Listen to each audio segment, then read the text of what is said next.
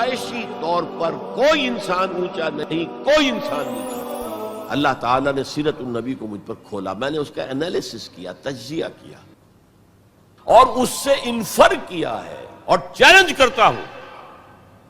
The process of a true revolution can be deduced, can be inferred only from the seerah of Muhammad صلی اللہ علیہ وسلم۔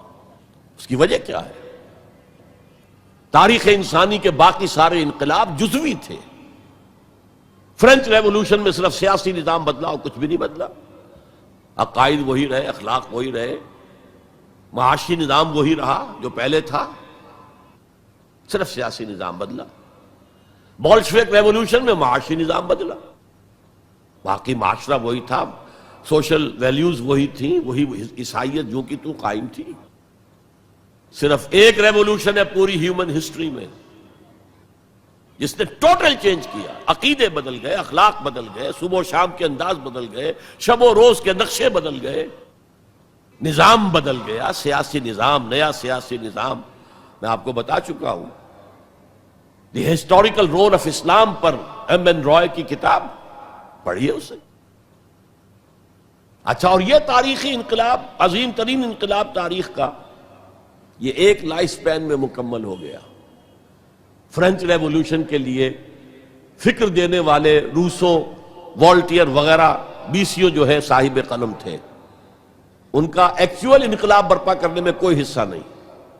they were men of the letters، desk workers تھے، بیٹھ کر لکھ سکتے تھے، میدان میں آ کر لیڈ نہیں کر سکتے تھے۔ یہی وجہ ہے کہ فرینچ ریولوشن بڑا بلڈی ریولوشن تھا، بہت خون بہا ہے، فساد، ہنگامہ۔ there was no leader، leader less mob. ایک فکر تو آ گیا لیکن موب تو بالکل لیڈر لیس تھا۔ بولشوک ریولوشن کے اندر میں نے بتایا آپ کو، اس کا فکر دینے والے مارکس اور اینجلز، وہ تو جرمنی میں بیٹھ کر کتاب لکھی ہے اور وہ تکمیل اس کی ہے داس کیپیٹال کی انگلستان کے اندر۔ انگلستان میں آج تک وہ انقلاب نہیں آیا۔ یہ مونشوکس اینڈ بولشوکس نے رشیا کے اندر اور عین وقت کے اوپر آ کر لینن نے اس کی قیادت سنبھال لی، ہائی جیک کیا۔ ادروائز دی مونشوکس ور مور امپورٹنٹ۔ بہرحال یہاں یہ ہے کہ ایک شخص ہے، وہ ایک شخص سے دعوت شروع کر رہا ہے، تنکا لا کر اپنا گھونسلہ بنا رہا ہے، اور پھر وہی شخص جو اسٹریٹ پریچر تھا وہی آرمیز لیڈ کر رہا ہے۔ تو methodology of a revolution can be deduced only, the only source if you want to know what is the methodology of a true revolution, the only source is the seerah of Muhammad صلی اللہ علیہ وسلم۔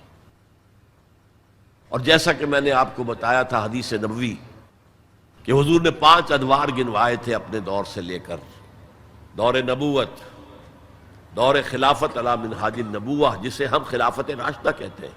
حدیث میں لفظ ہے خلافہ علی منہاج النبوہ، نبوت کے نقش قدم پر خلافت۔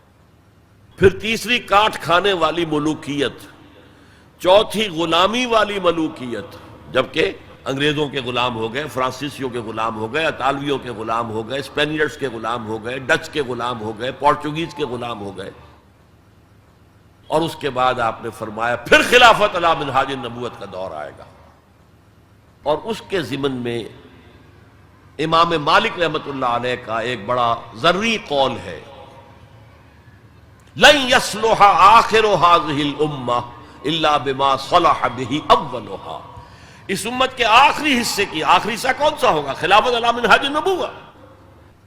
آخری حصے کی اصلاح ہرگز نہیں ہو سکے گی مگر اسی طریق پر جس طریق پر کہ پہلے حصے کی اصلاح ہوئی تھی، طریق محمدی صلی اللہ علیہ وسلم۔